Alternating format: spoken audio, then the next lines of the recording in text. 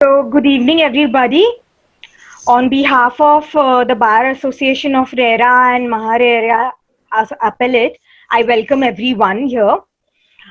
Today's session is being conducted by our esteemed speaker, Advocate Zai Kanade. A brief introduction is fit right now. So, after interning with Mr. Justice Oak at the Bombay High Court, Advocate Zai Kanade joined the chambers of Mr. Girish Godbole since 2007. She has extensive civil and writ litigation experience, including cases related to Maharashtra Public Trust Act and Hindu succession law. She has also co-authored a book named Public International Law, a primer, published by LexisNexis. She also has teaching experience and has taught subjects of Consumer Protection Act, Evidence Act, Administration Law, Public International Law and Jurisprudence at KC College. Advocate Zai Kanade, we welcome you for today's session. Thank you so much, Sana. Hello. Thank you so much, Sana, Arshad, Ashwin, Anil, all the members of the association for giving this opportunity to me to address all of you on this very important and, as to use the words of Arshad, very hot topic, that is women's right in ancestral property after the amendment of 2005. It's 15 years thereafter, and we are still grappling with the exact contours of this amendment. What is the scope of this amendment? And as we speak, in fact, the reference on interpretation of amended Section 6 of the Hindu Succession Act is in fact pending in Supreme Court. So whatever I say today is of course subject to, this is my interpretation or my understanding of the law. And at the end of the day, it's for the Supreme Court, which will then decide the reference, and we'll know the clear answer to this question. So let's start with the lecture. I'm just going to share my PowerPoint presentation with you. I'll shuffle in between with the slides. I may not go in the same order in which I have prepared the slides, so please bear with me. And at the end of the lecture, if you have any questions, we can always I can always answer those. So thank you so much for attending today's lecture. So the topic is women's right to ancestral property post 2005. That's the year in which a substantive amendment was introduced to the to Hindu Succession Act 1956. Now, before I proceed with the actual amendment, I just want to briefly give overview or take you through basic jurisprudential concepts in Hindu law, like which are very peculiar to Hindu law, and understanding of which is very important to understand the scope of the amendment. So and then once I give that overview, thereafter I will take a broad overview of how the law relating to women's right to ancestral property has progressed, and then make a comparison between pre-2005 and post-2005 law. And then at the end of the lecture, I will give you synopsis of, according to me, what are the women's right to ancestral property after 2005 with reference to case law. So let's move on to basic overview. So basic concepts that we need to understand in Hindu law. And when I say Hindu law, I mean Mitakshara law. As we all know, there are two schools, main schools in Hindu law, Mitakshara law and Dayabhaga law, Dayabhaga school. Section amendment to Section 6 refers only to Mitakshara school. It does not concern or it does not affect the Dayabhaga school. And therefore, the entire lecture, when I say Hindu law, what I mean is Hindu Mitakshara law. Now, core concept is one, joint family. Second core concept that we need to understand, what is a co-parsonary. Third concept is what is ancestral property and what is a separate property. And fourth concept is what is devolution by survivorship. These are the four concepts which I'm going to explain, and thereafter move on to the actual amendment part of the statute. Now, what is a joint Hindu family? Joint Hindu family will always have a common ancestor, one common male ancestor, and then it will include its descendants. Those descendants will include his sons, his daughters, and their descendants, and will also include the members who join by way of marriage. That is, when sons get married, when their wives join the families, they also become part of the joint Hindu family. So a joint Hindu family will consist of male as well as female members. That's the concept of joint Hindu family. And joint Hindu family is a creature of law. It's not that the members of the family have to enter into some kind of an agreement to form a joint Hindu family. Law presumes that every Hindu family is a joint Hindu family, and it is for the person who pleads contrary has to prove that it is separated family. So law presumes that every Hindu family is a joint Hindu family. It's a creature of law, and members can join the family either by way of birth or adoption or by marriage. So it's a larger entity. What is a co-parsonary? Co-parsonary is a much narrower body that is drawn from the joint Hindu family. Co-parsonary is also a creature of law, that by effect of law, a co-parsonary is created, and it is created between a male ancestor and 4 degrees of his descendants, including him. So for example, if A is the male ancestor, his son is B, B's son is C, and C's son is D, then A to D will form a co-parsonary. Okay. E, if there is son E to D, he will not become part of the co-parsonary because he goes beyond 4th degree of descendant. So up to 4 degrees will form co-parsonary. It's only the male descendants who can form a co-parsonary.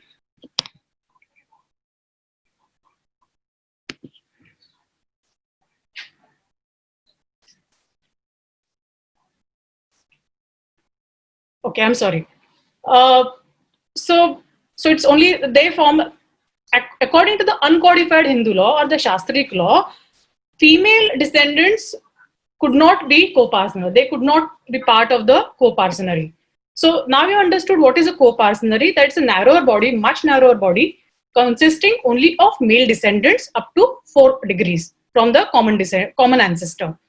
Now, what are the incidents of a co-parsonary? A co-parsoner takes interest in property, co-parsonary property, by birth. Now, this is very important, and we need to understand this distinction, a very unique concept that's very unique only to Hindu law, that a person by birth becomes member of the co-parsonary, and by birth he has a right in the co-parsonary property. His right is not dependent on his father, his brother, or his ancestor. In his own right, he acquires that interest in co-parsonary property by birth. Second, all the members together hold the co-parsonary property. So what is called as community of interest and joint possession and common possession of the property. That as long as the co-parsonary subsists, as long as the joint family subsists, no co-parsoner can say that I have X share in co-parsonary or I have Y share in the co-parsonary. That share that he has is a common, undivided, and a fluctuating interest. It is not identified, it can't be defined till there is a partition in the co-parsonary. So although he has an interest, it's an undivided and it's a fluctuating interest. Please make note of these points because these are critical when we understand the scope of the definition and what interest do women also have in this co-parsonary property now. Then third is there is a devolution by survivorship. Now this is again a very critical and a crucial element and very unique to co-parsonary, where a co-parsonary property or an ancestral property, if there is a death of a co-parsoner, then his property, his share or his interest in the property will not go to his heirs. That share will not go to his son or daughter by way of intestate succession or by testamentary succession. It will go to other co-parsoners, and that is called as devolution by survivorship. That his interest will devolve on other surviving co-parsoners. It will not go to his heirs of the co-parsoner. Unlike a separate property, if there is a separate property and if a person dies, that property goes on to passes on to his heirs, his sons, daughters, wives. That will not happen with co-parsonary interest. It will go to surviving co-parsoners. Therefore, that interest is very fluctuating. Why is it fluctuating? Because in a co-parsonary, when a member or a co-parsoner dies, then share of other members goes up. It increases. And when there is a birth in a co-parcenary, when when a person is born and he's a co-parcener, then obviously the interest of other members or other co-parceners will go down. So depending on births and deaths in the co-parcenary, interest of co-parceners will go up and down. Therefore, it's a fluctuating interest. It's never a fixed interest. And I have already discussed what is a devolution by survivorship, where it devolves on other co-parceners by way of survivorship. Then, so that is insofar as co-parcenary is concerned. And another aspect which has to be borne in mind is that insofar as co-parcenary interest is concerned, there are restrictions on its alienation. No co-parcener can sell the co-parcenary property at his will. There are only two situations in which it can be sold or alienated. One, if there is a legal necessity, and what those legal necessities are is a different topic of lecture altogether. So either for a legal necessity, a karta may alienate the property, or by consent of all the co-parceners, a property can be alienated. So there are restrictions, and under uncodified Hindu law, a co-parcener could not even bequeath his share in the co-parcenary. He could not will away his share in the co-parcenary, which has of course been changed after introduction of Section 32 in the Succession Act. I will come to it much little later. So this is insofar as co-parcenary is concerned. Third, there's a distinction between a joint family property and separate property. What is this? Joint family property or co-parcenary property, or we also popularly call it as ancestral property. So Hindu law recognizes these two types of properties.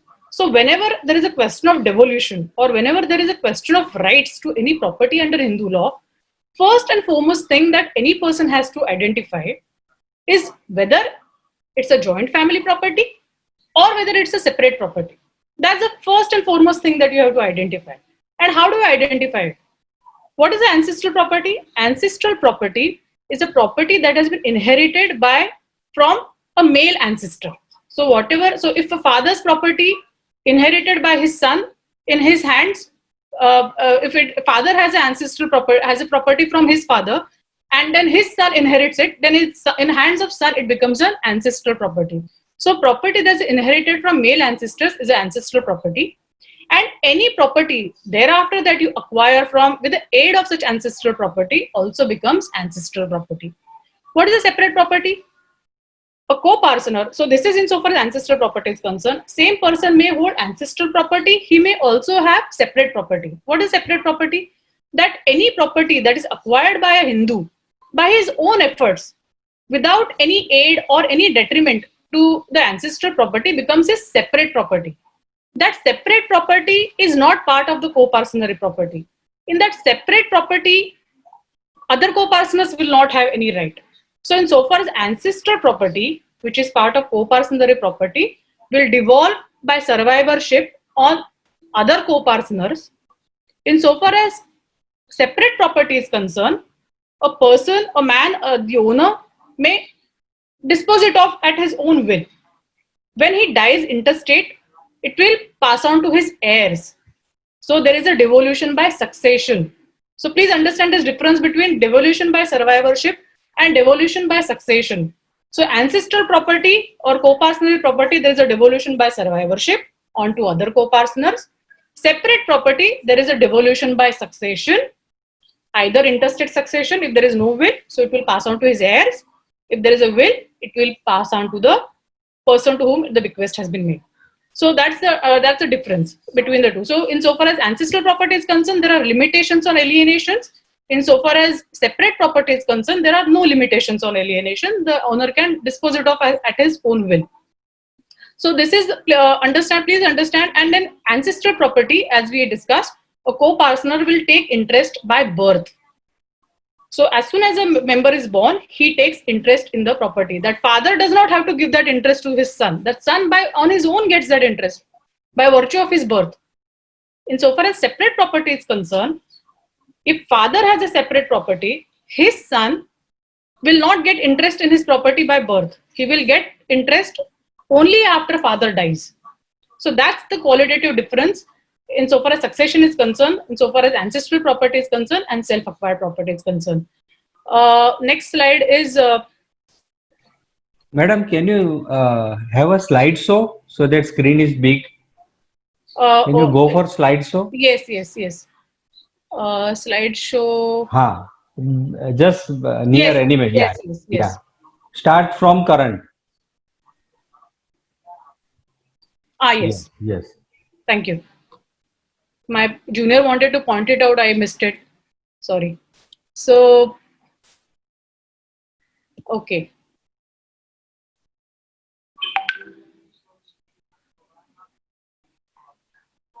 We are on.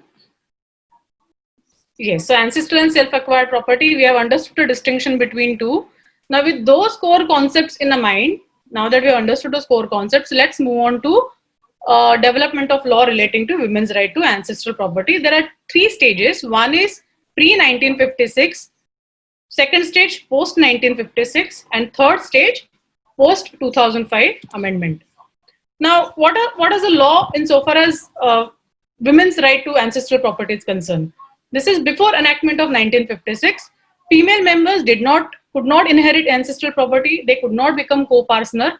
They had no right in the ancestral property, which devolved by survivorship. That's the first. So women had no right in the ancestral property. Then they had limited right to be maintained from ancestral property. Then insofar as even separate property is concerned, this is insofar as ancestral property is concerned, even insofar as separate property of Hindu males is concerned, there was a discrimination because sons took precedence over widows and daughters. So if there was a surviving son, the widows and daughters could not succeed to the even to the separate property of Hindu male. So they practically had no property rights except Stridhan, which was their property, a limited Stridhan. That was the only property that really could be owned by women before under uncodified Hindu law. Now, what happened because of this is widows and other women who did not have support, since they did not have any right in the property, they really had to be on mercy of their male members of their family. So that led to a lot of hardships to women. And to redress this situation in 1937, there's introduction of Hindu Women's Right to Property Act 37, which conferred very limited rights on women, primarily on widows. That one, even this act makes distinction between a separate property and a ancestral property. This act provided, 1937 Act provided, that in so far as separate property is concerned of a Hindu, if Hindu dies interstate, please bear in mind, if he dies interstate, means if he dies without making a will, then widow will get the same share as son. So if A Hindu male dies, he has widow B and son C, then B and C will succeed equally. So B will get 50% share, C will get 50% share. Secondly, insofar as interest of deceased in ancestral property is concerned, the entire share was to be held by widow. So this entire share of her husband was then given to the widow in ancestral property. Third aspect is that, but both these interests, both these shares in separate property, which was equal to son, and in separate property of in a joint Hindu family or ancestral property, which she was to hold after death of her husband, both were limited interests. They were known as Hindu women's estate. What did that mean? Hindu women's estate meant that she could enjoy the property during her lifetime, but she could not alienate it. And after her death, it went back to the heirs of her husband. It went back to the nearest reversioner after her death. So this was a limited estate which she could only enjoy during her lifetime. So if you see, before 1956, women had very, very, very limited rights insofar as inheritance and succession is concerned in ancestral as well as in separate property of Hindu males. Now in 1956, this was changed. There was a drastic change. In fact, Act itself was very revolutionary. It could have been more revolutionary, and I'll tell you the reason why. But even as it stood, it was quite revolutionary. For one, insofar as separate property is concerned, a separate property of Hindu is concerned, she was given equal rights with son. A daughter was given equal right with son. Widow had right, even the mother had right. So, insofar as separate property is concerned, inheritance, devolution by succession is concerned, daughters were brought at par with sons. So, if a Hindu died and he left a separate property, now again mark a difference. Only if Hindu died interstate, Hindu can always will away his separate property to any person of his choice. But if Hindu died interstate, his share, his property would then devolve on his class 1 under section 8 with class 1 schedule. There are list of heirs and degrees which have been mentioned in the schedule. Class 1, class 2, class 3, class 4, and class 1 is the class where you have widow, sons and daughters and mother, right? So all of them could then inherit property simultaneously, and all of them took equal share. So for example, if a Hindu male died interstate, leaving a separate property, his wife, his son, if he had one wife, one son and one daughter, all three of them will simultaneously succeed, and each will take 1/3 share in the property. So to that extent, it made a radical change from the law before 1956. But in so far, and then second is section 14, which abolished Hindu women's limited estate. So what was given as a limited estate under 1937 Act was now made absolute, and the Act felt that Hindu women would now hold such share as her absolute property, and she could alienate it at her own will. So these are the two main changes introduced by Hindu Succession Act 1956, and certain rights were given to women.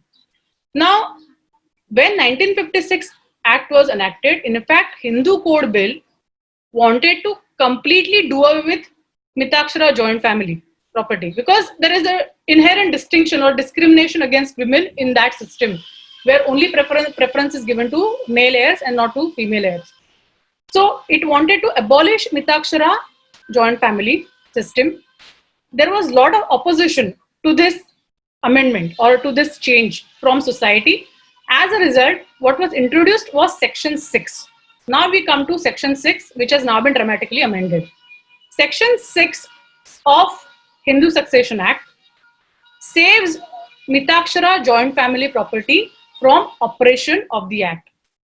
Hindu Succession Act section 6 provides that if a Hindu dies with having an interest in a joint family property, that share will not devolve according to the provisions of the Act, that it will not devolve on his heirs, but it will devolve by survivorship. That is the main clause. Section 6 provides that it will devolve by survivorship onto other co-parceners.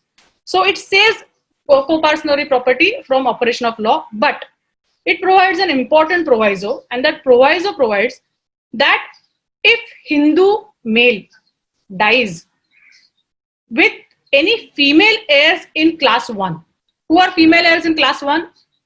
Mother, wife, daughter, and widow of predeceased son, widow of predeceased son, or predeceased son.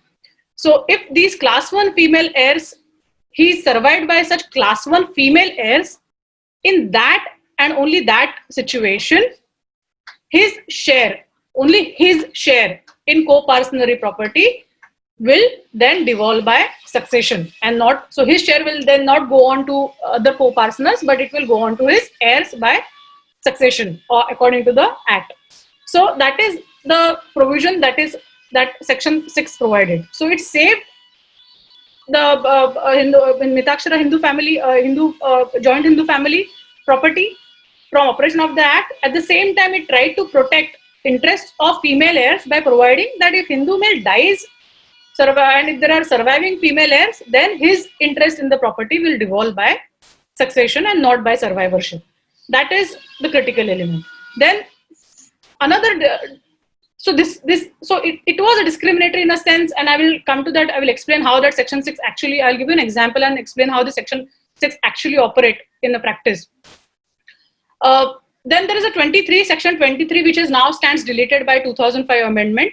Section 23 provided that so long as, insofar as dwelling house is concerned, even if a female heir succeeds to a dwelling house, so long as that dwelling house was occupied by the family of the deceased, she could not claim partition of that dwelling house, and such a partition could only be initiated by male heir and not by the female heir. So this was again a discriminating provision which was which existed in Hindu Succession Act, which now stands deleted as a result of 2005 amendment. And then to section 24, which also stands deleted, disentitled widow of predeceased son or predeceased son if they were remarried as on the date of succession. The succession opened, if the widow had remarried, then she was disentitled from getting any share in property of deceased Hindu. Now, section 30 is very important. Here, it again made a marked departure from uncodified Hindu law. Under uncodified Hindu law, male co-partner could not will away his share, or he could not gift away his interest in the property. But under section 30 of Hindu Succession Act now provides that a co-partner can bequeath his share in co-partnership property by will. Now, there is a change even in section 30 of Hindu Succession Act by virtue of 2005 amendment, which provides that not only Hindu male but even Hindu female can bequeath her share in co-partnership property, which is really a consequential amendment, because before amendment, since women could not hold share in co-partnership property, there was no question of them willing away that share. But now with 2005 amendment giving that share to women in ancestral property, this is a consequential change which has been made to section 30 of Hindu Succession Act. Let's move on to next. So now I've given a brief overview of what is section 6 of Hindu Succession Act. Please note, as I discussed, that first is that the a Hindu male, and please let's start with subheading devolution of interest in co-partnership property. When a Hindu male dies after the commencement of this act, if he has any share interest in Mitakshara co-partnership property, his share will devolve according by survivorship. But if he is surviving female relative in class 1 of the schedule, then his share will devolve by succession and not by survivorship. Now please read explanation 1, which is also important. Explanation 1 provides, and here there is a lot of case law on this interpretation, and this explanation is where there is a lot of dispute, or there is difference of opinion in judges. What is the explanation? It provides that how do you, now a co-partner has died, right, with the interest in a co-partnership property. Now, as we discussed, interest is undefined. It is not a certain interest. Then how do you decide what is his share, and how do you decide what share will actually devolve on his heirs? That answer is provided for in explanation 1, which provides that in such a situation, what you assume that partition took place right before the person died. You allot shares to all the co-partners, and then whatever share comes to the deceased, you bequeath it. That share will devolve on his heirs. That is the understanding, that is the meaning of explanation 1. That you assume, for the purpose of determining share, you assume that there was a partition of property right before he died, and decide his share. Whatever his share, then that will pass on to his heirs as per the law of intestate succession. Now I'll give you an example how this works out. Say, for example, Narayan has died. So Narayan is a Hindu co-partner. He dies intestate with an interest in a co-partnery between him and his sons. So there is a co-partnery between him and his sons, right? He has 2 sons, Narayan, his wife Sangeeta. He has 2 daughters, Lata and Asha, and 2 sons, Kishore and Mukesh. Now, assume co-partnery property consists of 120 apples. That's the co-partnery property. Assume that that's the property that he has. That's the property. Now, step 1. Now, Narayan has died intestate. How do you decide succession? That you decide. Step 1. You first decide what is Narayan's interest in co-partnery. Now, that is to be decided as per explanation 1, which says that there is a notional property before Narayan's death.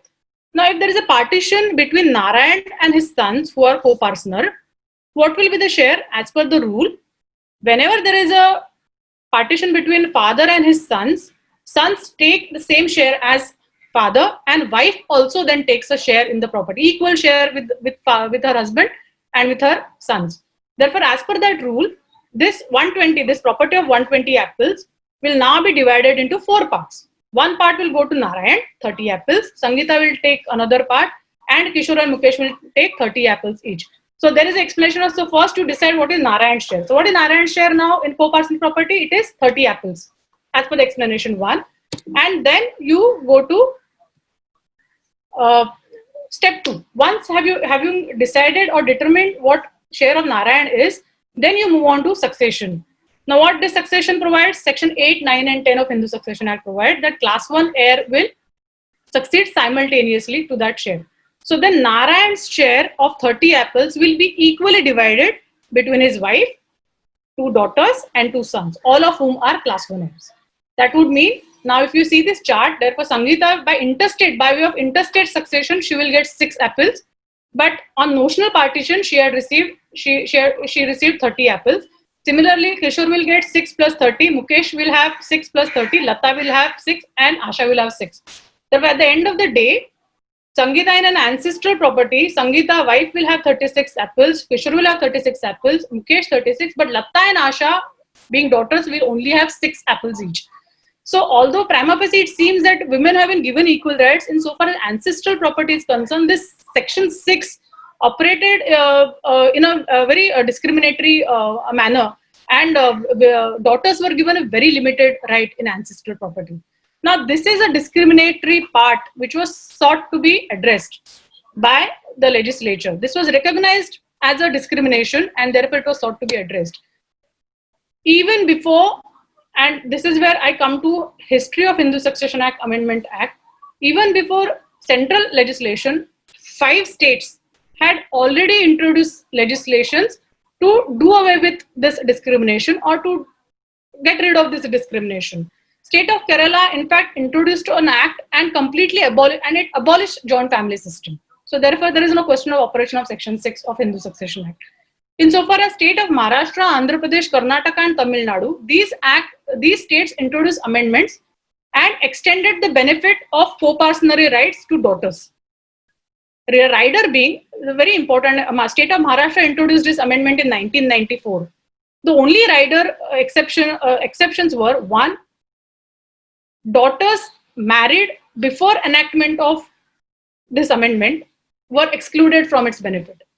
Which means, if 1994, when Maharashtra state amendment was introduced, all the daughters who had married before 1994 were excluded from benefit of this amendment, which conferred co-parsonary rights on daughters. They were excluded, and of course the partitions which had already taken place were also excluded from its operation. So these also, and similar enactments were also made by these other states on same lines. In 174th report of Law Commission, this was recognized as a defect or a issue that had to be addressed on touchstone of Constitution, because Constitution provides equality, and therefore it was thought that it is not proper to continue this provision on statute book, which is so palpably discriminatory against women. And therefore it was suggested to bring about an amendment. Pursuant to the Law Commission report, amendment bill was first introduced in Rajya Sabha on 20th December 2004 for substitution of Section 6. Now, what is interesting here is to note that when the bill was introduced in Rajya Sabha, it also provided for exclusion of married daughters from its benefit or from its scope, that all the daughters who are married before amendment should be excluded from the provision. That was the initial bill which was tabled in Rajya Sabha. This bill was then referred to the standing committee, and it was recommended that even the daughters who are married before the amendment ought not to be excluded, and they should also be given benefit of this amendment, and therefore this exclusion of married daughters was removed from the bill. And finally, the Amendment Act was passed in 2005 precisely on 9th September 2005, which this proviso which excluded married daughters were deleted. Now, this assumes importance, because while interpretation, there is a lot of case law, and one of the arguments that has been repeatedly advanced is that this is a prospective enactment, it is a prospective amendment, and it will only apply to daughters who are born after 2005 amendment, which is not correct, because legislature never intended the benefit of this amendment to be restricted only to daughters born after 2005. All daughters should be given benefit of this amendment, and therefore this peculiar or very important proviso or exception was deleted from the bill. Now, with that, now let's move on to what are the changes. Now, we have discussed what is the history of this amendment. Now, let us understand what are the changes in law. What are the changes made by Hindu Amendment Act 2005? One is Section 6. Old Section 6 now stands deleted. Section 6, which saved Mitakshara joint family property, which saved devolution by survivorship, that stands deleted, and now new section 6 has been introduced. Section 23, which limited or which restricted female heirs' right to seek partition of the dwelling house, now stands deleted. And section 24, which disentitled widows or predeceased son from succession or taking benefit of succession on their remarriage, also stands deleted. So 2005 amendment in that sense is again, I would say, a very revolutionary amendment, because it not only brings about a quantitative change in terms of how much share a woman can inherit in ancestral property, but also a qualitative change has been introduced by way of this amendment. And I'll explain in a moment why so. Let's analyze this amended section 6. Now, amended section 6, the subheading is devolution of interest in co-partnership property. So, subheading, although it provides that it's a devolution of interest in a co-partnership property, section 1, and although this is part of Hindu Succession Act, and succession typically deals with succession after death of a person, section 6(1) really does not concern with succession in that sense. It has nothing to do with death of a Hindu male or a co-partner. Section 6 stands on its own and confers certain rights on women, on daughters. One, it starts by saying on and from the commencement of Hindu Succession Amendment Act 2005. This is important to understand that it's a retrospective, prospective, retroactive. To that extent, it will be important. In a joint Hindu family governed by Mitakshara law, the daughter of a co-partner, A, by birth becomes a co-partner in her own right. So, say in the same manner as son. So, any daughter by birth will become co-partner. So, her share will now not depend on her father, it will not depend on her brother, no one. She, on her own, she gets that share by virtue of her birth in a co-partnership property. Second, that she will have the same rights in co-partnership. So she has been brought at par with sons. And then she will also be subjected to the same liability. So if you take rights, you will also have to take liabilities insofar as co-partnership property is concerned. These are the important. So 3 aspects, A, B, and C. Then but proviso is very important. What it provides is that this conferment of rights on daughters will not affect, or it will not invalidate any disposition. Disposition is any form of transfer or alienation, including any partition or testamentary disposition of property. So any disposition or alienation, and that alienation, so partition will also include partition and testamentary disposition. Testamentary disposition is willing away of property. So if during his lifetime, if a co-partnership share before enactment, before 20th December 2005, so it saves all such dispositions and alienations that have taken place before 20th December 2004. Why 20th December 2004? Because this is the day on which bill was introduced in Rajya Sabha. And therefore, when bill was introduced in Rajya Sabha to defeat these rights, it's possible that thereafter there were many fake transfers that took place to exclude women from benefit. To make sure that such transfers or malafide transfers are not saved, it says that what will be saved are only the alienations or partitions or testamentary dispositions that have taken place before 20th December 2004 will be saved from the operation. So even though daughter gets right in an ancestral property by birth, that right has now been recognized after 2005, and that law itself provides that insofar as that co-partnership property is concerned, in which she gets a right, if that property has already been alienated before in past, or already bequeathed, there is already willed away, it has already changed hands, then you are not going to reopen those partitions, or you are not going to reopen those transactions, and daughters cannot challenge such transactions which have already taken place before 20th December 2004. So there is a major exclusion that is provided for operation of section 6, exclusion or exception to operation of section 6(1). Then section 2, subsection 2 provides that property that she gets or she is entitled by virtue of subsection 1, that virtue of her being a co-partner, she will take that property with all the incidents of co-partnership ownership. What does it mean? What are the incidents of co-partnership ownership? That co-partner, co-partner's interest in co-partnership is not identified. It is fluctuating. It is never fixed, and it is subject to up and down, it can go up and it can go down. Whether it can go up is what we'll discuss a little later, but it can go down with addition of more births or addition of more co-partner by virtue of birth. Then there are restrictions on alienations. Now, all these incidents of co-partnership ownership also come along with that entitlement, is what is provided for by subsection 2. So subsection 2 is really dependent. It's a consequence of subsection 1. Then subsection 3 is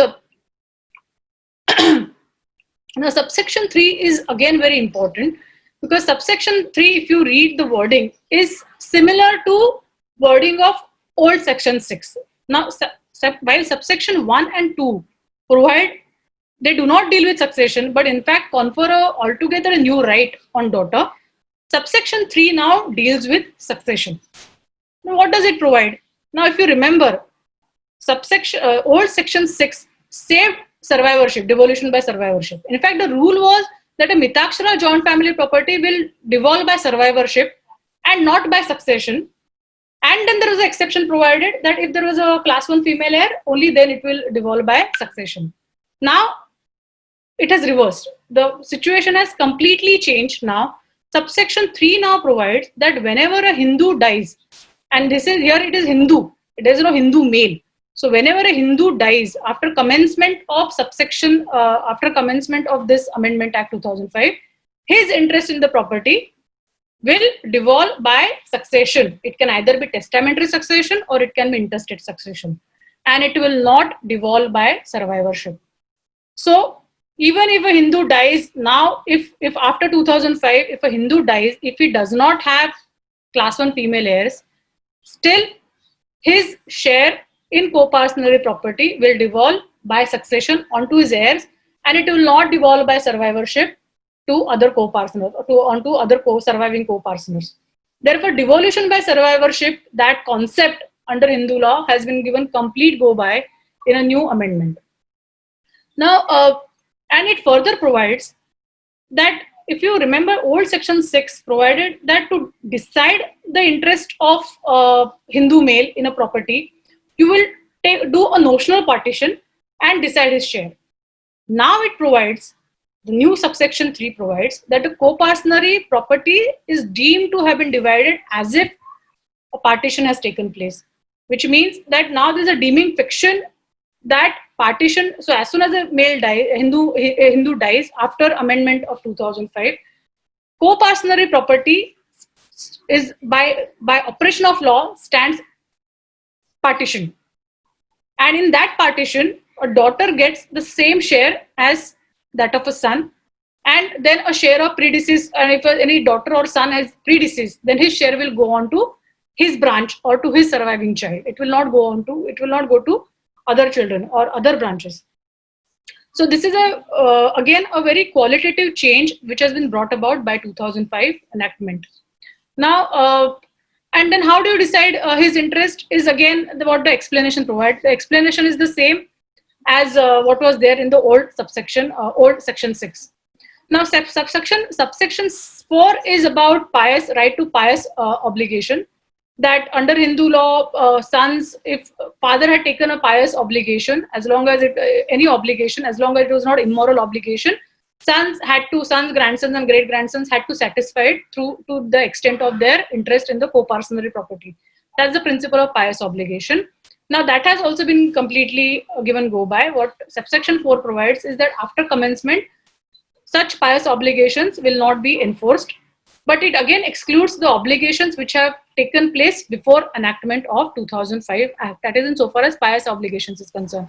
And subsection 5 is again important, which again provides that nothing in this section shall apply to partition which has been effected before 28th December 2004. And for this purpose, it defines what that partition means. That partition is only a partition by deed of partition duly registered, or partition effected by decree of court. Only these two types of partitions which have been recognized under subsection 5. Although if you see, proviso to subsection 1 is very broadly worded. It says that any disposition, any alienation, including partition, that has taken place before 20th December 2014 or 2004 will be excluded. But explanation really narrows the scope. Now, whether it really narrows it or it has to be read conjointly with that proviso to subsection 1 is something that there's a lot of case law on that, and we will get to it in a bit. So that's the question that is that is to be addressed. So how do you decide what is this partition? So, for example, if there is already an oral partition, then whether that is saved or it is not saved, that's a question which will have to be addressed. Now, here I want to pause here for a moment. One thing you have to note, that this subsection 5 was not there in the original bill. When the issue went to standing committee, it was discussed and it was decided that you have to define what this partition is. Why? Because it was thought that if you don't define what this partition means and what kind of partitions will be saved from operation of amended section 6, people will misuse it. They will fake partitions, they will backdate partitions and exclude women from operation or from benefit of this amendment. And therefore it was thought that you must define what this partition is, and pursuant to that recommendation, subsection 5 was introduced in section 6. And this is really a proof. This is intended to, so although the legislature intends that any alienation that has taken place before 2005 should not be affected by this act, at the same time, care must be taken that people don't fake alienation or don't put up malafide or bogus alienation to only with the view to exclude women, to protect them to that extent as a rule of evidence. You said that only the registered partition, because you can't fake a registered partition or you can't fake a court decree. So really the intention is to balance both. You have to balance the transactions that have already taken place, the vested rights of parties before an amendment, but at the same time you don't want that exclusion to be used as a loophole to exclude women from benefit of amended section 6. Now with that analysis of amended section 6, now we will move on to Hindu women. So now what are these rights that we are talking about? What are the rights that Hindu women now have after 2005? First right, as I said, as we discussed, subsection 1A to C provide that now daughters have become by co-partner by birth. Now whether this, there are 3 judgments in field, and I'm going to refer, my discussion is going to be with reference to a judgment of full bench of Bombay High Court, Badri Narayan's case, in which this issue has been discussed in detail, and amended section 6 has been interpreted by the full bench of Bombay High Court, where the issue was whether this amendment only applies to daughters born after 2005, or it also applies to daughters who are born before 2005. Now the court has interpreted subsection 1A and B and C to mean that 3 need not be read conjointly. Subsection 1A, because it provides that by birth, that daughters by birth, that the daughter of a Hindu co-partner shall by birth become a co-partner in her own right. The court has interpreted it to mean that subsection 1A will operate prospectively. What it means? It means that all the daughters who are born after the enactment, that is born after 9th September 2005, will now become co-partners by birth. That is insofar as daughters born after 2005. So A will benefit daughters born after 2005. But it says that insofar as 1B and C are concerned, subsection 1B and C are concerned, those need not be read with A, those are to be independently read. And since section 6(1)B confers co-partner rights on daughters without reference to their birth, all daughters will have that right, will have co-partner right as that of a son. So in effect, and rights and liabilities. So in effect, all daughters have co-partner rights in ancestral property. There are 2 riders. The court held that for taking benefit of this amendment, 1, daughter must be alive as on the date of enactment of amendment. So as on 9/9/2005, all the daughters who are alive can take benefit of this amendment. Daughters who are predeceased, who have already died, will not, their heirs cannot take benefit of this amendment, because amendment for the first time confers this right on daughters. That's the first interpretation. So therefore, daughters must be alive. And second is that there has to exist operation of this amendment. There must co-partnership property, and there it has interpreted this exception, this exclusion of partitions from the act, to say that legislature really intends that all the transfers which have already taken place, including partitions where there is a partition by meets and bound, all those will be excluded from operation. And if after such alienation, if there is no co-partnership property which is left as on the date of enactment of this amendment, then obviously daughters cannot enforce their right, and they cannot reopen the partitions or the alienations which have already taken place.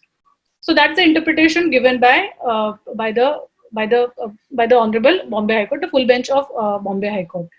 Now, as we discussed, that daughter has been given the same share as same rights as that of a son. They have not been given any higher rights. They are the same rights as that of a son. And what are these rights then?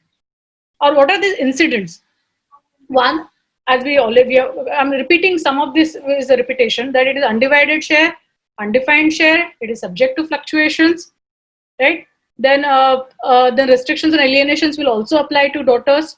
Then it cannot be alienated, so her interest she cannot alienate without consent of co-partners, other co-partners. Then but she can bequeath her share by testamentary succession under section 30, because section 30 has also been amended now. So daughter can bequeath her share by testamentary succession under section 30, right? And very importantly, she can claim partition of the co-partnership property in her own right. So these are the rights. Now, if you see, we discussed that what are the women's rights in ancestral property. When a partition takes place between father and his sons, wife is also given a share in an ancestral property. But wife on her own does not have right to claim partition. Here, it is a qualitative change that a woman has now been given a right to claim partition of her ancestral property by virtue of her being either a co-partner by birth or by conferment of co-partner rights on her by virtue of section 6(1)(b) and C. So this is insofar as rights of women are concerned. Women to ancestral property after 2005 are concerned, that their daughters born after 2005 are co-partners by birth. They take interest in co-partnership property with all its incidents. Their right is no higher than that of sons, right? They cannot alienate. The restrictions on alienations also apply to them, but they can bequeath their right or their interest in the property under section 30, right? Then under this is insofar as subsection 1 and 2 is concerned. Subsection 3, as we discussed, that devolution of survivorship has been completely given go by. So whenever a Hindu dies, male or female, her share in a co-partnership property will devolve on her heirs, either by way of testamentary succession or intestate succession, and the co-partnership property will then stand partitioned, and daughter will get the same share as that is allotted to the son. That is effect of subsection 3 of section 6. And then subsection 6(5). What partitions have been excluded? We have discussed that explanation to subsection 6(5) precisely defines what these partitions are, but this is now subject to interpretation, and Supreme Court has expanded scope of what these partitions mean to mean that any partition made under statute, made by law, according to law, and when that partition is complete in all respects, there is a partition by meets and bounds, that the parties have already been put in separate possession of the respective shares or the respective properties. Such partitions will be saved from operation of subsection of operation of section 6. That's the interpretation given by Supreme Court. Only confusion, and here I will come to now with this discussion, I will now come to case law on this. In fact, to give you a comparison how this is drastically improved, qualitatively and quantitatively it has improved right to ancestral property of women. I have given this example, the same example which we discussed when we understood old section 6. Now under a new provision. So if a Hindu male, if Narayan is to die now, a Hindu male with an interest in co-parcenary of 120 apples is to die today after 2005 amendment, how will the succession take place? I've given an example for better understanding. Same example, Narayan with wife Sangeeta, Lata, Asha, Kishora and Mukesh as sons and daughters. By virtue of amendment, now Lata, Asha will also have co-parcenary rights in the property, and therefore, as per the new enactment, when Narayan dies, he will have to decide what his interest in co-parcenary property is. So the step one now is to decide the shares of all the co-parceners, including 2 daughters, because they have been given co-parcenary rights. Therefore, as per explanation 1, now there will be a partition, and in this partition now, instead of 4, it will now be made into 6 shares, 20 apples each, right? And then step 2. So therefore, Narayan in under old section 6 got 30 apples as his share, because it was divided only in 4 parts. Daughters were excluded in step 1. Now daughters have been included in step 1. They also get a share. Now Narayan's share is only 1/6, 20 apples. That 1/6 now will devolve on his heirs, which are again the same: Sangeeta, Lata, Asha, Kishora and Mukesh, as per section 8, 9 and 10. And his 20 apples will now devolve on equally onto all the heirs. And now what will be their share of all the heirs? That by way of intestate succession, all the heirs will get 4 apples each, and on partition they have already received 20, and therefore total all of them will now get equal share in the ancestral property, unlike old section 6, in which daughters only got 6 apples, whereas the sons and mother got much higher share in the ancestral property. So this is how the section will now operate, amended section. Now with this, I come to end of our lecture. Please give me, we are almost at the end of this lecture. I'll just quickly go through the case law. There are 4 important judgments which are in this field. And as I told you, there is already a conflict of opinion in 2 Supreme Court judgments, and which is now under reference in Supreme Court. First judgment on this, it was 2011, Gondari Koteshwaramma versus Chakari Yanadi. Now, really, this is a division bench judgment which is very broadly defined, broadly interpreted section 6, amended section 6, and it's been given a very wide scope to say that. And what is the question there? That in a pending suit for partition, where a preliminary decree for partition has already been passed, and daughters have been excluded from a share because they are not co-parceners, whether that preliminary decree can be modified after 2005 amendment. So this is a case where daughters were alive, and they were whether they could now claim benefit of a amendment where a preliminary decree of partition had already been passed. The court held yes, even in such a case where a preliminary decree has been passed, it can be modified, and daughters can take benefit of 2005 amendment. And therefore, this is the ratio of 2011 Supreme Court judgment. And here the court also interpreted what is partition. The court held that the partition contemplated by the section is a partition which is complete in all respects and which has brought about an irreversible situation. So this is in context where the contention was that preliminary decree has already been passed, partition has already taken place. So therefore, it should be excluded from operation of amended section 6. The court held no. At preliminary decree, you have not concluded the partition. Only those partitions which are completed in all respects will be excluded from operation of section 6. A mere severance of status of joint family is not enough to be excluded from the operation of the act. So that is the ratio of this judgment.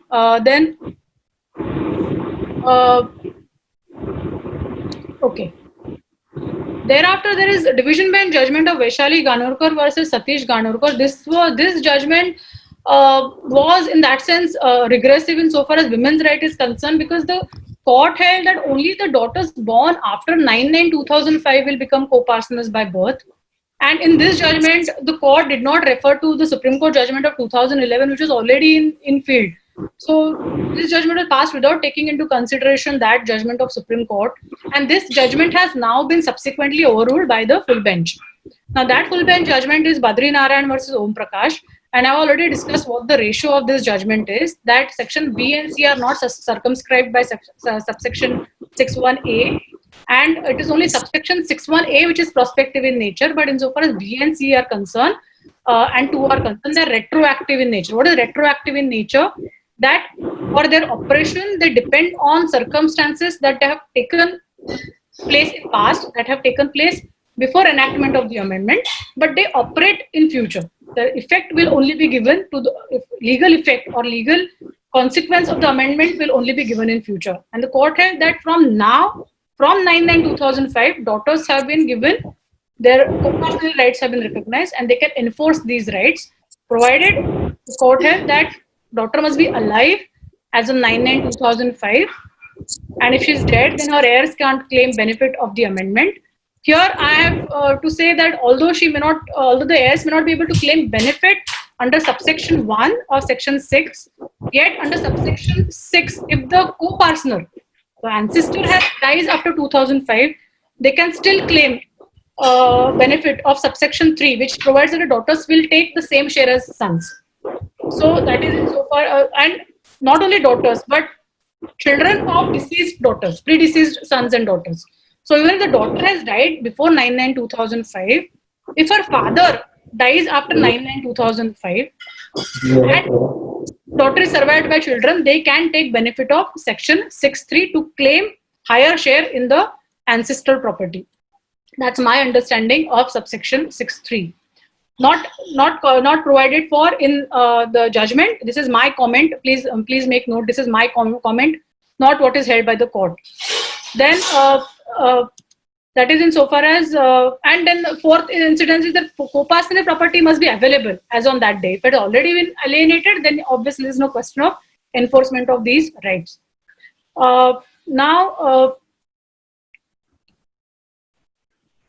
And then again, it discussed what is the scope of this partition which is excluded. It held that even if there is oral partition or a partition by an unregistered document, if there is no partition by metes and bounds, then the daughters can claim rights. But if the partition by metes and bounds has already taken place before 9/9/2005, then there is no subsisting co-partner property in which she can make claim. So to that extent, that scope of partitions has now been expanded by the court, although the explanation to subsection 5 only limits it to registered partitions and partitions by court decree. Then it says that the co-partners who have died before 9/9/2005 will be governed by pre-amended subsection 6, which is very clear because subsection 6(3) only applies to Hindus who have died after 9/9/2005. So insofar as Hindus who have died before 9/9/2005, succession to their property will be governed by old section 6 and not by new section 6(3). Now, next judgment is Prakash versus Phulavati, and there is a difference, conflict of opinion in Prakash versus Phulavati and Dhanamma versus Amar.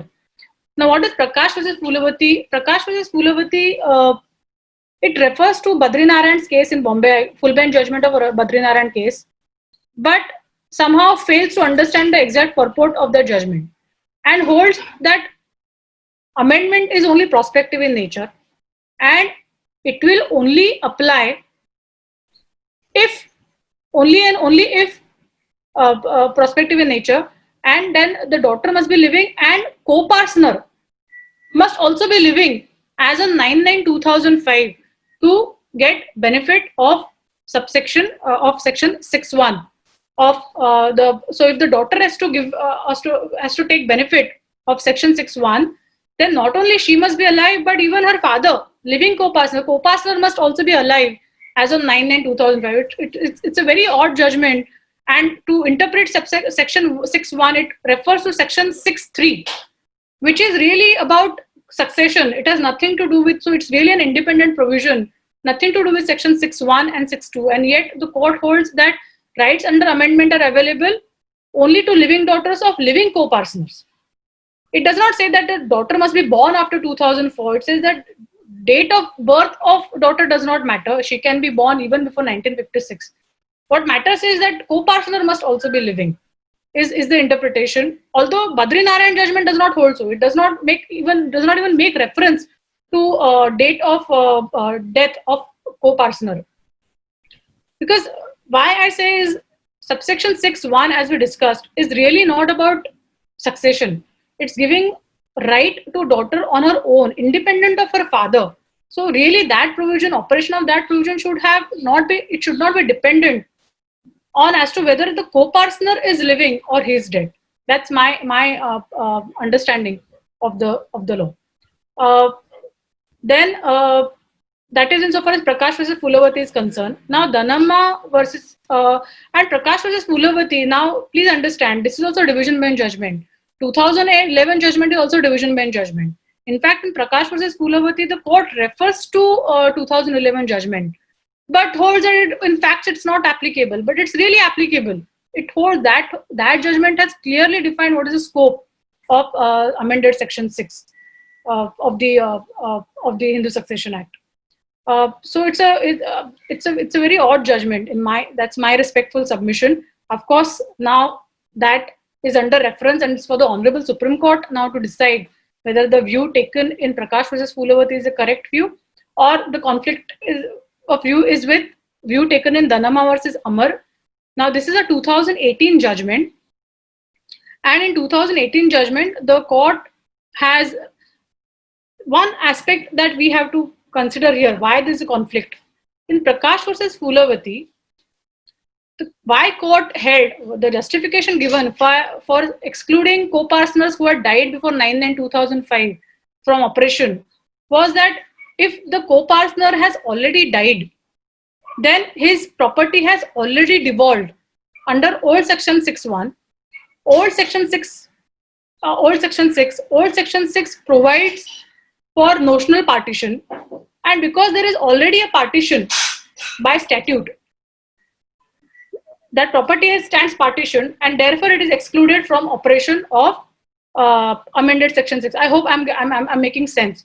So because it says that section 6 of old act provides for a notional partition, under that explanation, those properties where the co-partner has already died should be treated as partition properties and therefore excluded from scope of section 6. That is the reasoning of Prakash versus Phulavati.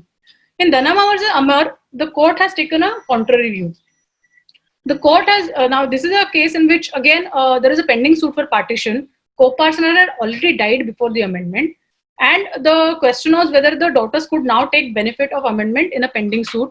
The court held that notional partition, and one of the argument was again this, that he has already died before amendment, therefore the partition opened, and since the property already stands partitioned, this amended provision has no application. The court held no.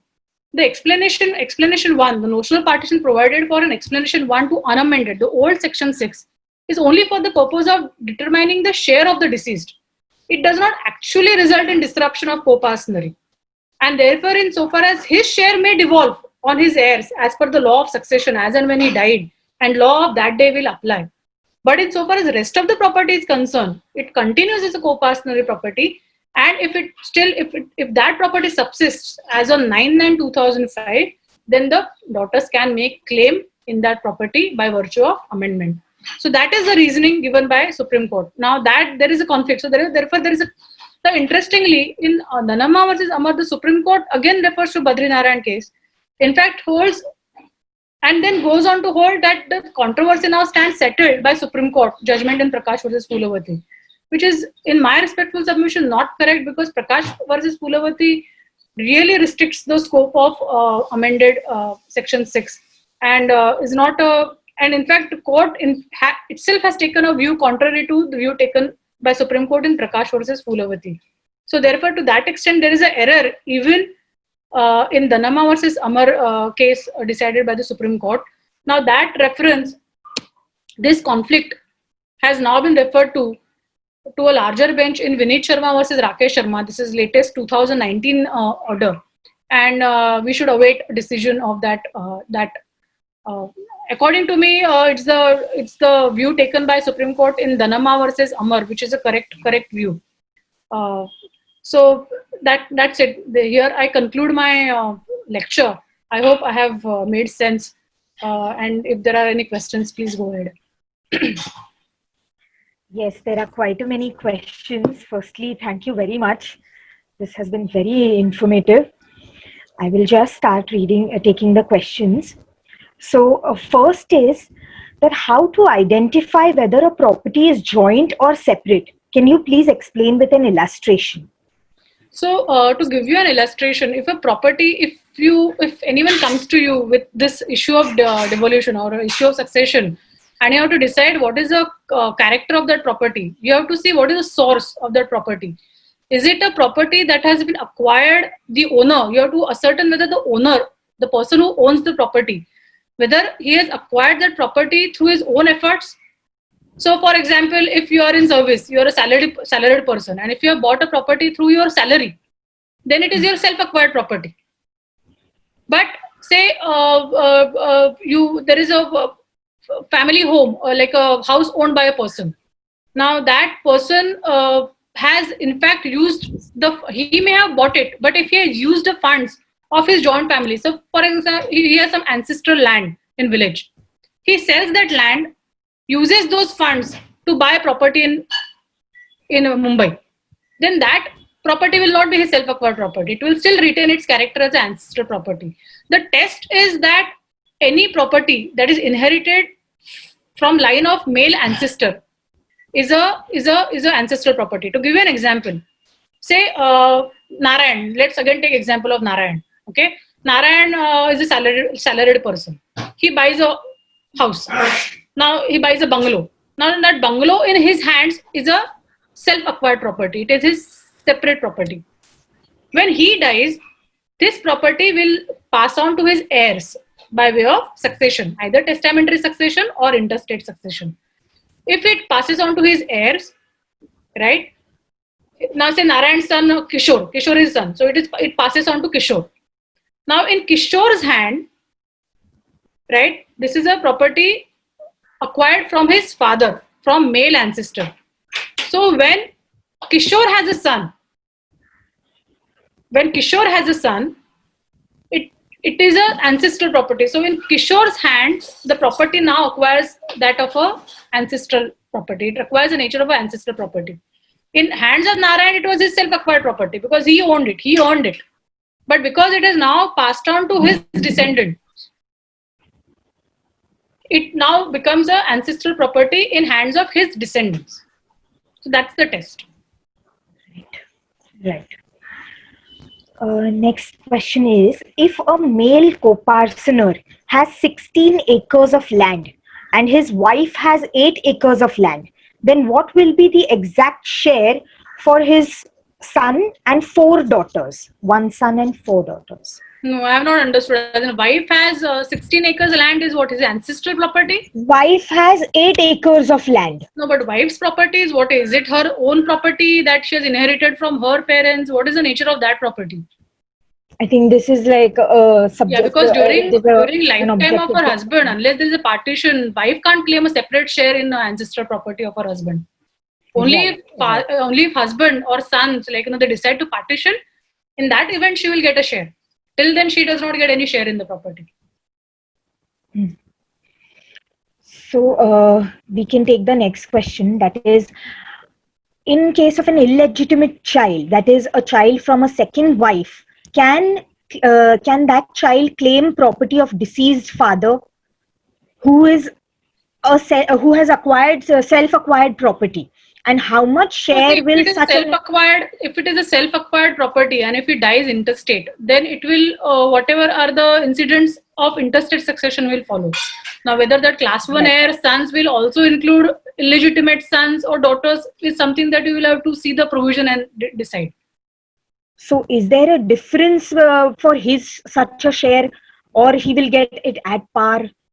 At present I won't be able to answer it. I will have to look up and check and then answer.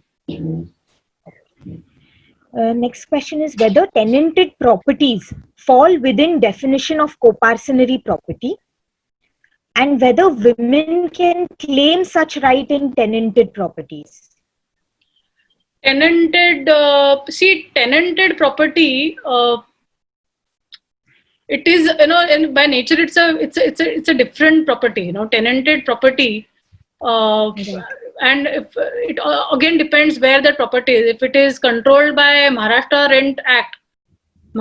Rent Control Act, then that is a special statute which provides for its own succession. So only a person who lives with the tenant at the time of his death then becomes his successor to the tenanted property. So therefore, and tenanted property, you can't claim partition of a tenanted property.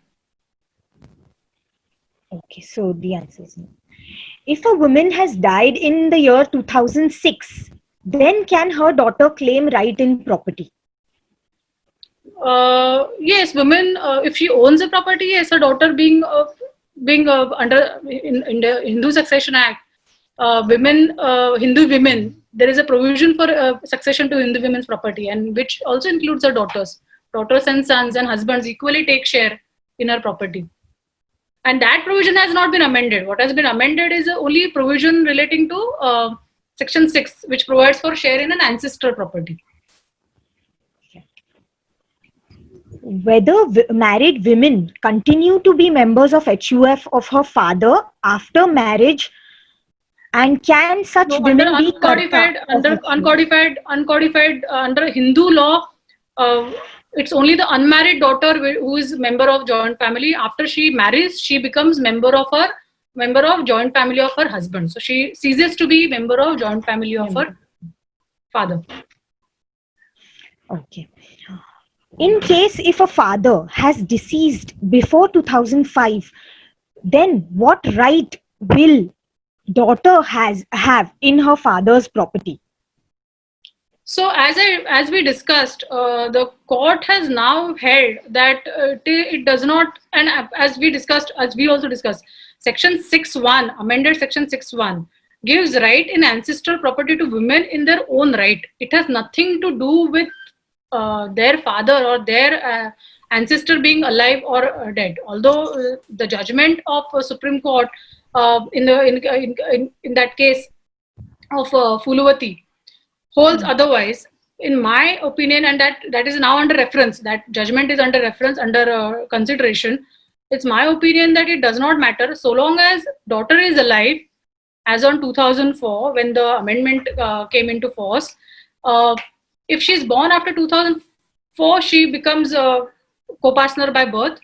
If not, she's still conferred a co-partnership right, and it can be enforced by her, even if her father has died before 2004. Next is, can undivided share of women be gifted by that woman? Yes. Under Section 30 of Hindu Succession Act, she can. What are the rights of granddaughter in their grandparents' property when property acquired by themselves in case when a mother has died? So if it is a self-acquired property, if it, as you said, acquired by themselves, which I mean, take it as a separate property. So if it is a separate property of her grandfather, and if her mother has predeceased her grandfather, then she becomes a class 1 heir. So she will succeed to her mother's share in the property, grandfather's property. Right. To 2 degrees they can entitle, no? Daughter of a predeceased son or daughter, and daughter of predeceased son's predeceased son, or predeceased daughters.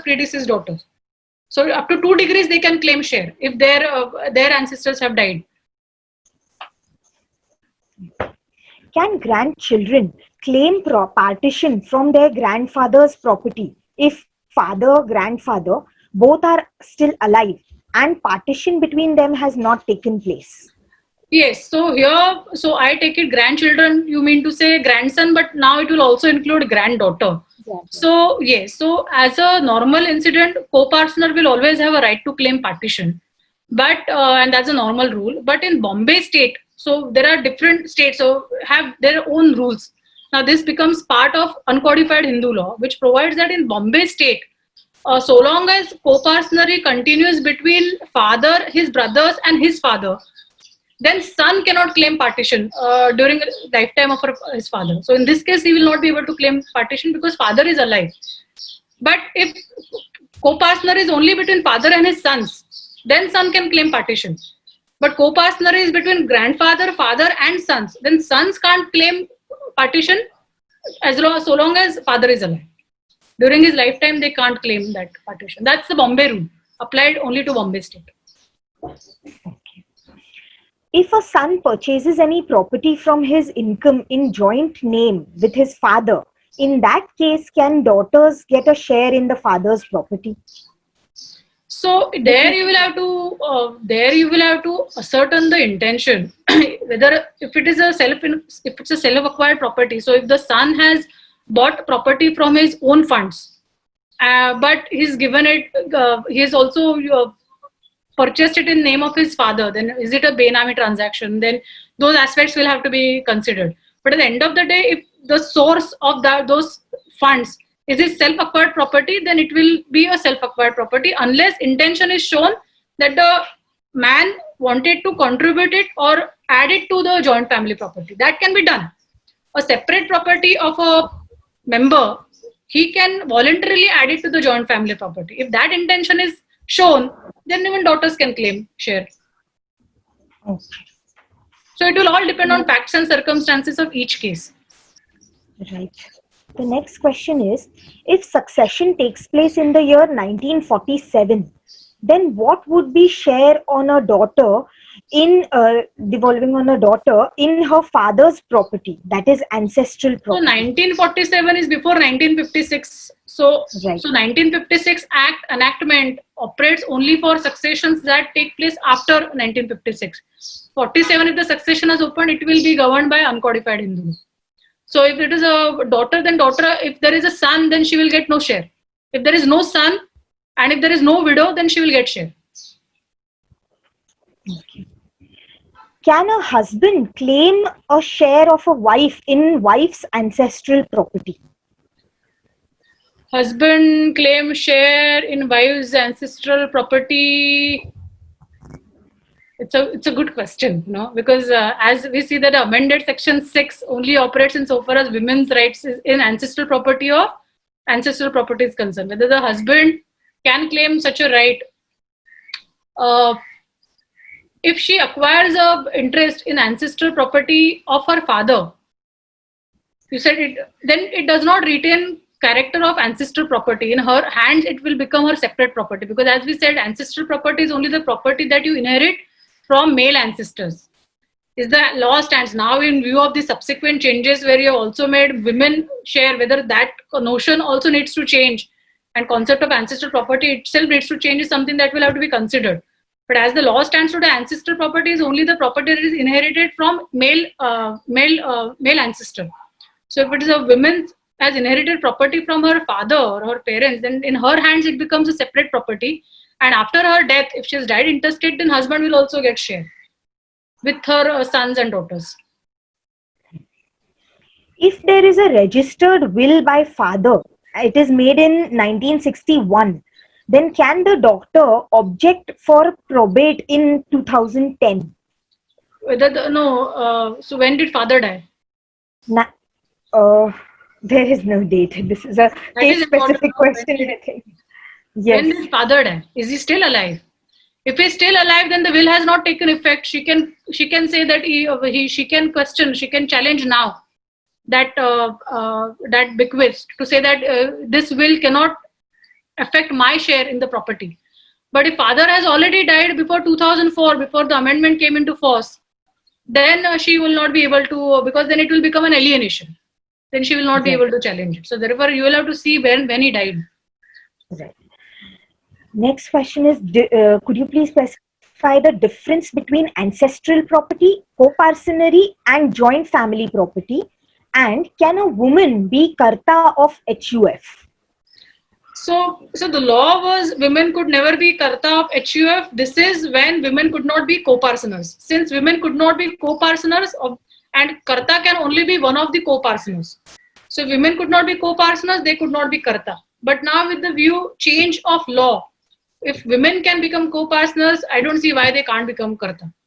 So to that extent, there will be, and although the act itself does not provide for it, it is something that will have to be, so all those judgments will have to be reconsidered now in view of change in law.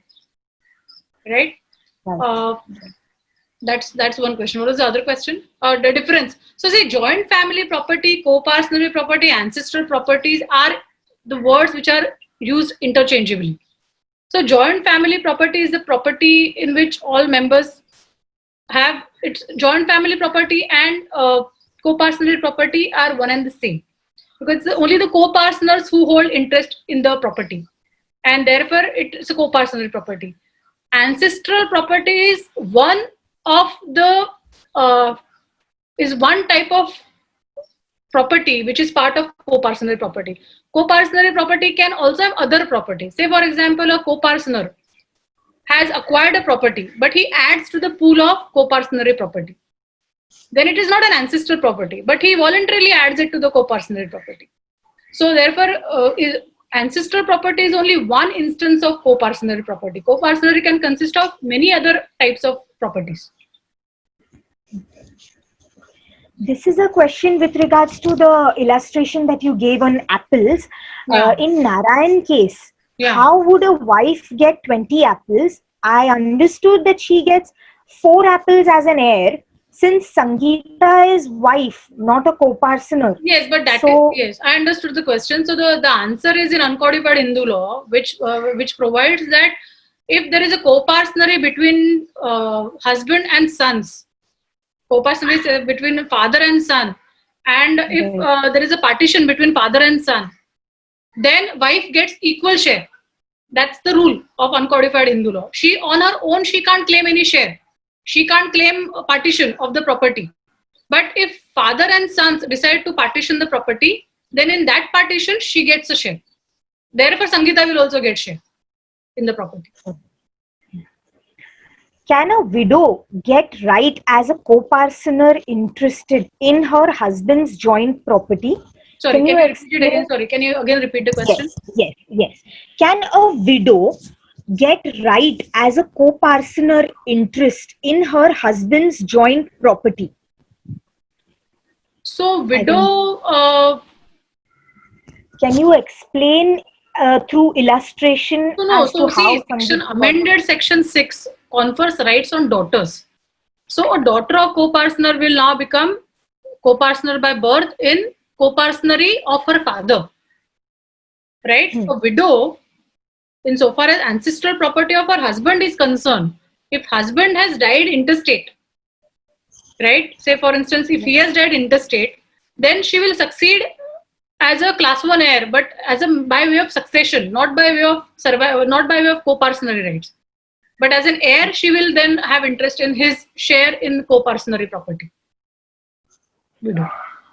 This is a rather long question, but I'll nonetheless take it. Yeah. If the co-partner dies in the year 2000, before 2005 amendment, he has made a nomination to the society that this property should be divided between his 2 sons and wife equally. Wife died before the co-partner in 1995, and the property was partitioned on 16th February 2003 between 2 sons. Sana, I won't be able to answer too many dates and too many developments. You can ask the gentleman or lady to email that question. I will answer separately. Ma'am, you can Sure. see that question. You can see that question in the chat box. Yes. Ma'am, you can see that question in the chat box. It's a very interesting question because Where law is of it? limitation. It's in the chat box. It's a very interesting It question. is by Mr. Sachin More. Sachin More. Yeah. Sachin Mure. Okay. It's also on limitation. So it's a very interesting question. If the co-partner dies in the year 2000, before 2005 amendment, he had made a nomination to the society that his property should be divided between his. But what is his property? Is what is it his separate property or is it his ancestral property?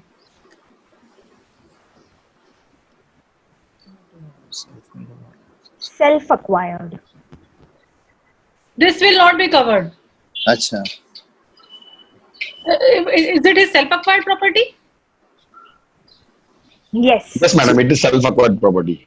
So if it is a self-acquired property and he died intestate, Yes, madam. Actually, he had not made any will, but he had so made then a this is nothing. This will have no bearing insofar as Section 6, amended Section 6 is concerned, because that only concerns with ancestral property. But the claim Will is be made as per governed if that. he died intestate, then this will be governed by rules of intestate succession. So if Yeah, he has but also madam- survived by daughters, and if there is a alienation is only by transfer of share certificate, that will not be a valid alienation. She can challenge it. The question is limitation. Then when can she challenge it? So if it is within, she will have to then see, whether it's a suit for possession. Then she can file it within 12 years. But if she's only challenging the transfer, then it has to be only the document, and it has to be within 3 years. So it will all depend on how the prayers are framed. Madam So Sachin it is here, the but limitation. she's claiming as per the Hindu Succession Act 2005 amendment. How can she claim as per Hindu succession? They are saying that it is a Because self-acquired Section property. 6.1, Section 6.1 and 2 only operate in so far as share in ancestral property is concerned. You said this is not an ancestral property, therefore subsection 6.1 and 2 will not be applicable. Then Okay. what remains is subsection 6.3. For operation of subsection 6.3, that person must die after amendment. Now here he has already died in 2000, so subsection 3 will also not apply. Okay. So you will have to go as per the old act, and under the Okay. old act, if it is a separate property, then the succession will be as per section 8, 9 and 10 of Hindu Succession Act. Section 6 will have no application because that only concerns ancestral properties, co-parcenary properties. Okay. So, madam, and when the share was transferred, the daughter was witness to the transfer. She has signed also, but only the relinquishment deed was not taken that time. And now she is claiming after 17 years. So, So 17 years you challenge it on ground of limitation. So it is barred. Even if she has to file a suit for possession, it will be barred now. okay. Because that there also limitation is only 12 years. Okay, madam. Thank So you. amendment will have no bearing on this. No bearing. Okay, madam. Okay. Okay. Thank you, madam. Then one of the question is that can we take a next question? Can we take the next question? Yes, yes, please. Yes, please. Thank you. Write a will qua the property acquired by a will itself. As in, A woman has acquired a property through a will, and can she bequeath it through another will, through her own will? so any property that you acquire by way of will becomes your own property. Yeah. You can dispose it, alienate in Yeah. any manner you please. Absolutely. What would be the woman's right in ancestral property if the succession has taken place before 1955? Succession has taken place. So see what you have to address. The question that you have to address is this: when birth of daughter, date of her birth does not matter. It's immaterial. All the judgments have taken that view now. Whether she is born before 2004, she is born after 2004. Only by birth she becomes after 2004, but she still has co-parcenary rights even if she is born before 2004. That's the view taken by the courts. It's immaterial what is her date of birth. If the succession, when does the succession open? Now, again, see, you have to see two things. There is a succession, and what section 6.1 and 2 provide is not succession. They provide for an independent right to daughters, independent of succession to their father's property. It's a right that they have got on their own by virtue of their birth. Right? Now, insofar as succession is concerned, the law as on the date the succession opened. When the succession opened when the person died. So whatever was the law, that law will be applicable. Now, after applying that law, succession law, right? Now you said, when did the succession open? Succession before 1955. So that is before before Hindu Succession Act. If the succession had opened before Hindu Succession Act, and if there are sons, now son, if he has inherited property of his father, property of his father in 1950, it retains character of ancestral property in his hands. So there are many questions. We'll have to see whether there exists a co-parcenary. So if there exists a co-parcenary, then daughters, if she was born then and she's still alive now, she will be recognized as a co-parcener. She may be able to claim share even in that property, because it has retained character of a ancestral property. There are a few questions still pouring in, but now we will end the session. So I would like Advocate Anil D'Souza to please give a vote of thanks to our speaker. Thank you. Thank you, Sana. Ma'am, it was something else. Totally, we went into a different planet, and all the time you were so specific and so technically on the point. And what was interesting is the brief background you gave before you dwelled deeper into the subject. And that was what I think everybody was busy making notes, and the questions were just pouring in. So therefore, on behalf of the RERA Bar Association of Mumbai and of Pune, we profusely thank you for giving us your time, your valuable time, for sharing your pearls of wisdom, taking us through such a beautiful synopsis of the entire act in its various stages and forms, and explaining the technicalities with such beautiful illustrations and charts, and a very healthy fruit you use, apple. So, yeah, the illustrations and it was very well done. And I think everybody was busy taking notes, and I must say that you are a complete authority on the subject. And I'm sure on these topics, you must be the amicus curiae very often, if I'm not wrong. So thank you very much. You can never claim to be expert in anything. Law keeps changing. Tomorrow, Supreme Court will come with some judgment, which may hold something else. I think, such topics, we always feel something is missing. So we hope to see you again, and we hope Harshad sir will get in touch with you again, and we have one more session where we'll deal with more intricacies and technicalities, because as Sana was rightly saying, the questions are continuously pouring in, and each question is leading to another set of queries we have. So that was very, very important. Thank you so much. Thank you so much. Thanks a lot. I also would like to thank Harshad sir for giving us such an authoritative speaker on this important topic. Harshad sir, thank you very much from all of us. I thank all the participants for their questions, because that is what really enriched this entire webinar, the various gamut and the various dynamics of this interesting topic. I also want to thank CA Ashwin Shah and Advocate Chetan for giving us the IT background and framework to this Zoom webinar. And of course, Sana, who has taken the questions so well with such a pleasant demeanor. So Sana, thank you very much from all of us. And once again, ma'am, thank you so much. Thank you.